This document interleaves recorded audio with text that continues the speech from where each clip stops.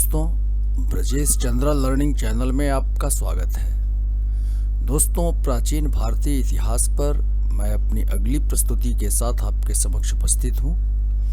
प्रस्तुत वीडियो में हम लोग मौर्योत्तर काल में धार्मिक विकास इस विषय पर चर्चा करेंगे। दोस्तों, सिविल सर्विसेज की प्रारंभिक एवं मुख्य परीक्षाओं का यह एक महत्वपूर्ण टॉपिक है और इससे संबंधित प्रश्न पूछे जाते हैं। तो आइए इसे देखते हैं। दोस्तों, मौर्योत्तर काल के धार्मिक विकास के संदर्भ में 3 महत्वपूर्ण तथ्य हैं। इस पर आप एक नज़र डाल लें।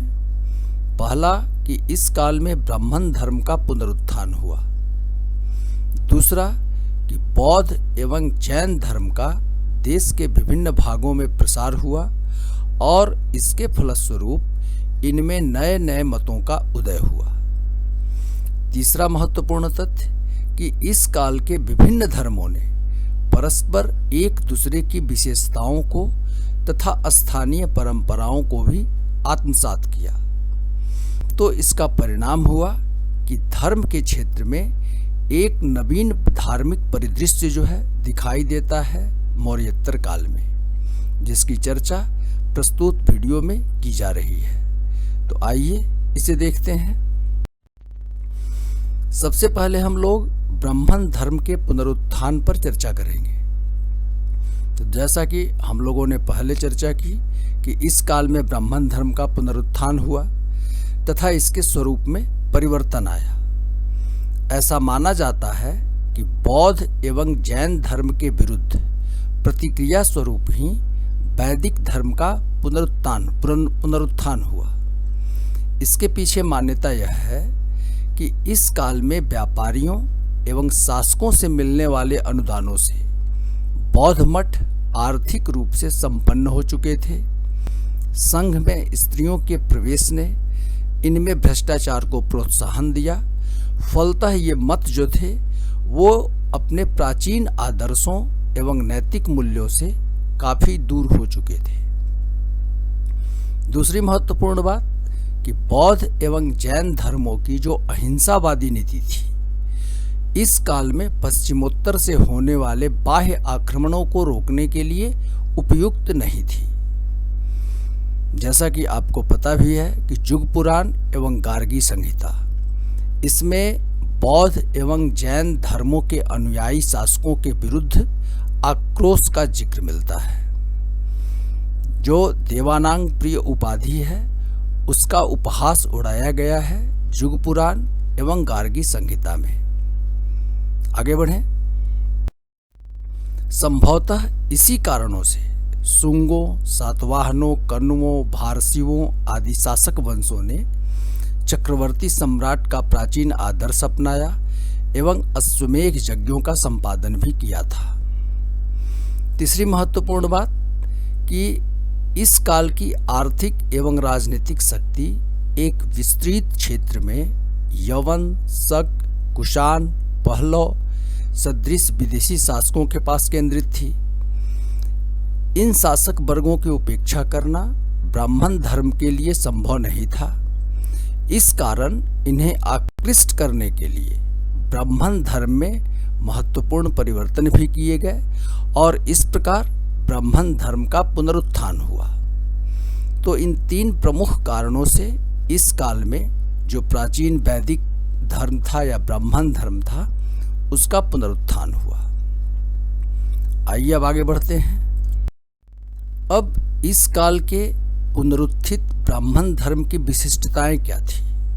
जो पुनरुत्थान हुआ ब्राह्मण धर्म का उसकी विशिष्टताओं को देखते हैं। तो इस काल में पुनरुत्थित ब्राह्मण धर्म कई मामलों में प्राचीन धर्म से भिन्न था। जैसे पहला कि इसमें याज्ञिक कर्मकांडों की जटिलता नहीं थी जैसा कि पहले था, और पशु बलि जैसी प्रथाओं का प्रचलन भी नहीं हुआ। दूसरा कि ज्ञान मार्ग एवं कर्म मार्ग की अपेक्षा भक्ति ही उपासना के स्वरूप के रूप में विकसित हुआ। निर्गुणोपासना का स्थान जो है सगुणोपासना ने ले लिया। अतः देवताओं की प्रतिमा एवं मंदिरों के निर्माण का चलन इस काल में प्रारंभ हुआ। बुद्ध एवं महावीर के समान ब्राह्मण धर्म में भी कृष्ण एवं लकुलिश के रूप में एक लोकोत्तर पुरुष को मान्यता मिली। कालांतर में ये क्रमशः विष्णु एवं शिव के अवतार माने जाने लगे। इस प्रकार अवतारवाद की संकल्पना का उदय भी इस काल में हुआ, ब्राह्मण धर्म के अंतर्गत। आगे बढ़ें। देवमंडल में भी परिवर्तन आया। ब्रह्मा, विष्णु एवं महेश क्रमशः सृष्टि के रचनाकार, पालनकर्ता एवं संहारक के रूप में प्रमुखता प्राप्त किए। इनके साथ लक्ष्मी, पार्वती, दुर्गा, गौरी सदृश देवियां भी संलग्न हुई। पांचवा कि ब्राह्मण धर्म में कई स्थानीय परंपराओं का भी आत्मसातीकरण हुआ, जैसे नर नारायण, वासुदेव, संकर्षण, प्रद्युम्न आदि विष्णु के साथ इनका एकीकरण हुआ। प्रारंभ में वासुदेव, संकर्षण, प्रद्युम्न ये जो लोग थे सूरसेन जनपद के सात्वत लोगों के द्वारा पूजे जाते थे। इसी प्रकार तमिल क्षेत्र का मुरुगन कार्तिकीय के रूप में प्रसिद्ध हुए। तो इस प्रकार ब्राह्मण धर्म में स्थानीय परंपराओं का समावेश हुआ। छठी महत्वपूर्ण बात कि इस काल में ईश्वर की सर्वोच्चता की अवधारणा को बल मिला। विष्णु एवं शिव में सर्वोच्चता निर्धारण के प्रश्न पर ही वैष्णव एवं शैव धर्मों ने प्रमुखता प्राप्त की। इस प्रकार इस काल का ब्राह्मण धर्म प्राचीन वैदिक धर्म से काफी भिन्न था। ब्राह्मण धर्म इस काल में वैष्णव एवं शैव धर्मों के रूप में ही विकसित हुआ। आइए इसे आगे देखते हैं। सबसे पहले हम लोग वैष्णव धर्म पर चर्चा करेंगे। दोस्तों, आपकी जानकारी के लिए मैं यह बता दूं कि वैष्णव एवं शैव धर्म से संबंधित एक विस्तृत अध्ययन सामग्री मैं पहले ही आपके समक्ष प्रस्तुत कर चुका हूं, जिसका लिंक मैं इस वीडियो के डिस्क्रिप्शन में आपके सहूलियत के लिए दे रहा हूं। बहरहाल जो वैष्णव धर्म था वह 6ठी सदी ईस्वी पूर्व के सूरसेन जनपद में प्रचलित भागवत मत का ही परिवर्तित रूप था, जिसका उदय एवं विकास औपनिषदिक क्रांति के फलस्वरूप हुआ था। इसमें याज्ञिक कर्म कांडों एवं पशु बलि के स्थान पर भक्ति को प्रमुखता प्राप्त थी। इस काल में प्रायः समूचे भारत में इसका प्रचलन हो चुका था। कालांतर में वासुदेव एवं हरि के स्थान पर विष्णु इस संप्रदाय के प्रधान देवता बन गए थे। इस धर्म ने इस काल में विदेशियों को आत्मसात करने में प्रबल भूमिका निभाई थी। भागवत पुराण में उल्लेख है कि विष्णु पूजन से ये विभिन्न विदेशी जातियां पवित्र हो जाती हैं। तो इस प्रकार वैष्णव धर्म जो था उसने विदेशी जातियों को भारतीय समाज में आत्मसात करने में महत्वपूर्ण भूमिका निभाई थी। इस संप्रदाय के सामाजिक आधार में भी इस काल में काफी वृद्धि हुई, जिसका प्रमाण अभिलेखों से मिलता है। आइए इसे देखते हैं। जैसे मध्य प्रदेश के वेशनगर में विदिशा का जो गरुड़ स्तंभ है, इसे वासुदेव के सम्मान में यवन राजदूत हेलियोडोरस द्वारा समर्पित किया गया है। कुषाण शासक हुविस के एक सिक्के पर एक देवता चक्र एवं ऊर्ध्वलिंग धारण किए हुए अंकित हैं। इसकी पहचान हरिहर के पूर्व रूप से की जाती है, हरिहर। यद्यपि वैष्णव एवं शैव धर्म के समन्वय के फलस्वरूप हरिहर की पूजा का प्रचलन गुप्त काल में जाकर के ही हुआ था। तो जो हरिहर हैं वो वैष्णव एवं शैव धर्म के समन्वय के प्रतीक देवता हैं, हरिहर।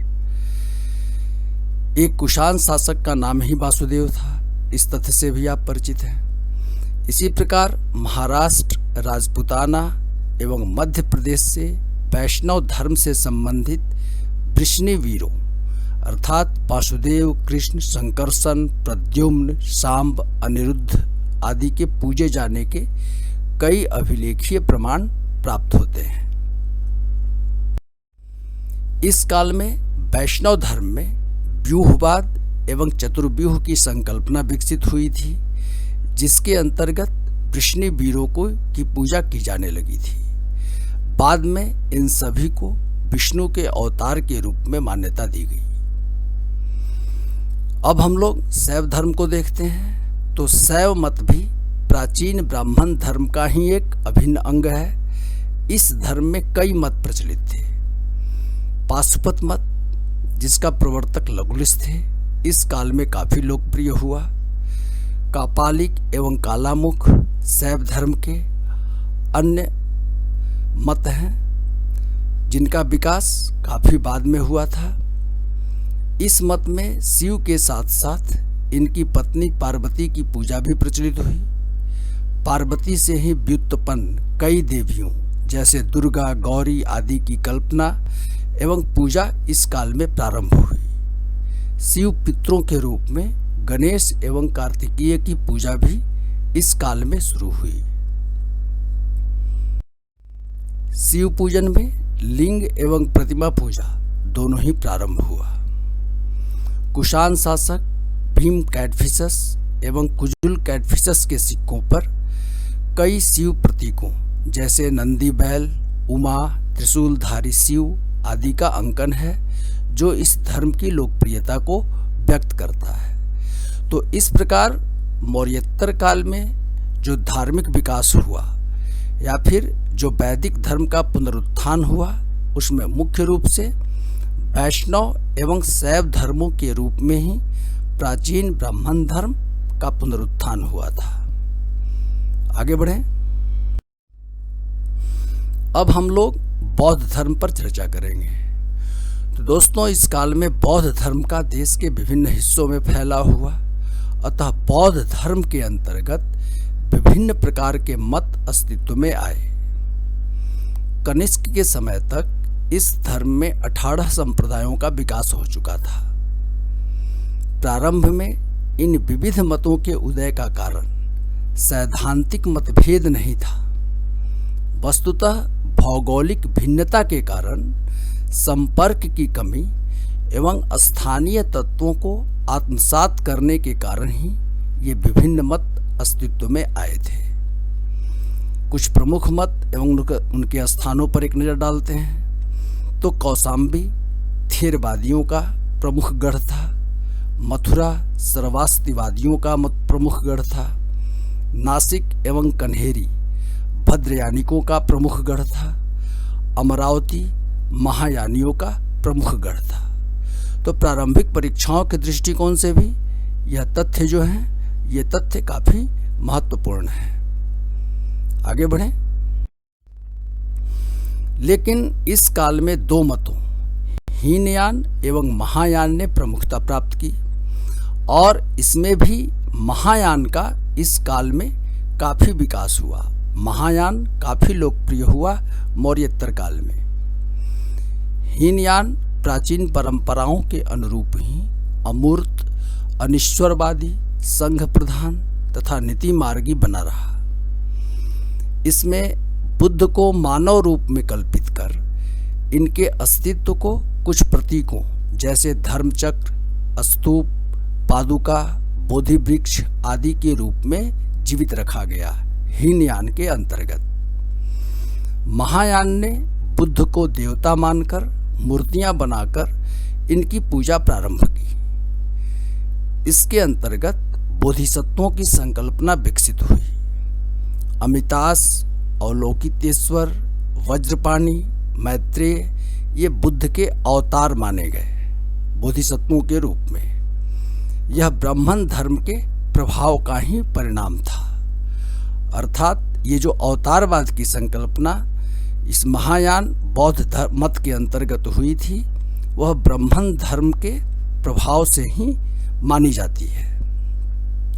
मैत्रेय बुद्ध को व्यक्तियों को दुखों से त्राण देने वाले भविष्य के अवतार के रूप में मान्यता दी गई है। आगे बढ़ें। नागार्जुन तथा असंग जैसे बौद्ध विद्वानों ने इस मत को अर्थात महायान मत को दार्शनिक आधार प्रदान किया था। नागार्जुन ने माध्यमिका दर्शन की रचना की तथा असंग ने योगाचर की रचना की। तो ये माध्यमिका दर्शन और योगाचर महायान मत की दार्शनिक पुस्तकें हैं। इससे महायान के प्रचार में काफी बल मिला। बुद्ध की जीवनी तथा इनकी पूजा पद्धतियों को इस मत में नए रूप में तथा संस्कृत भाषा में रचा गया, जैसे महावस्तु, ललित विस्तार, बुद्ध चरितम, सौंदरानंद। ये जो ललित विस्तार, बुद्ध चरितम और सौंदरानंद हैं, अश्वघोष की रचना है जो कनिष्क के दरबार में रहते थे। आगे चल करके तांत्रिक विधियों पर आधारित वज्रयान का उदय भी इस महायान मत से हुआ था, जिसमें तंत्र मंत्र, झाड़ फूंक आदि विद्याएं बौद्ध धर्म में विकसित हुई थी। इस काल में इस धर्म के सामाजिक आधार में भी वृद्धि हुई। अधिकांश शक, कुषाण, यवन, सातवाहन आदि शासकों ने इस महायान मत को संरक्षण दिया तथा अपनाया था। बौद्ध धर्म से संबंधित कलाकृतियों का विकास भी गांधार एवं मथुरा कला के अंतर्गत हुआ। गांधार कला शैली भारतीय एवं यूनानी कला शैलियों के मिश्रण से उत्पन्न कला शैली थी, जिसके अंतर्गत विशेष रूप से बुद्ध की मूर्तियों का निर्माण किया गया। इस कला के प्रमुख केंद्र जलालाबाद, बामियान, स्वात घाटी और पेशावर थे। दूसरी तरफ मथुरा कला शैली मूल रूप से देसी कला शैली थी। इस कला शैली में बुद्ध की मूर्तियों के साथ साथ जैन तीर्थंकरों और हिंदू देवी देवताओं की मूर्तियों का भी निर्माण किया गया था। इसके अवशेष मथुरा, लखनऊ, वाराणसी, प्रयागराज आदि स्थानों से मिलते हैं। दोस्तों, गांधार कला एवं मथुरा कला पर एक अध्ययन सामग्री मैं अलग से आपके समक्ष प्रस्तुत करूंगा। आगे बढ़ें। अब जैन धर्म। तो इस काल में जैन धर्म का विकास बौद्ध धर्म की अपेक्षा धीमी गति से हुआ।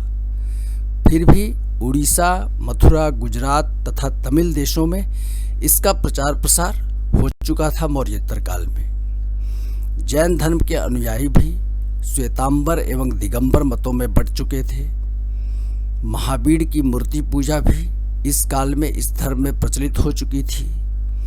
इनमें भी कुछ अन्य मतों का विकास हुआ जैन धर्म के अंतर्गत भी, जैसे कल्याणगढ़ में यापानीय जैन मत प्रचलित था, जिसमें स्त्रियों को भी मोक्ष का अधिकारी माना जाता था। इस मत के अनुयायियों में खारवेल एक महत्वपूर्ण शासक था, जिसने उड़ीसा के खंडगिरी एवं उदयगिरी पहाड़ियों में जैन गुफाओं का निर्माण करवाया था। फिर भी जैन धर्म को बौद्ध धर्म के समान लोकप्रियता नहीं मिल सकी। तो दोस्तों, इस वीडियो में बस इतना ही। मुझे उम्मीद है कि सिविल सर्विसेज की मुख्य परीक्षाओं में यदि मौर्योत्तर काल के धार्मिक विकास से संबंधित कोई भी प्रश्न पूछा जाता है तो इस अध्ययन सामग्री का उपयोग करके आप आसानी से उसका उत्तर दे पाएंगे। दोस्तों, यदि मेरी यह प्रस्तुति आपको उपयोगी लगी है तो कृपया मेरे इस वीडियो को लाइक करें, और यदि अभी तक आपने मेरे इस चैनल को सब्सक्राइब नहीं किया है तो प्लीज़ इसे सब्सक्राइब अवश्य करें। धन्यवाद।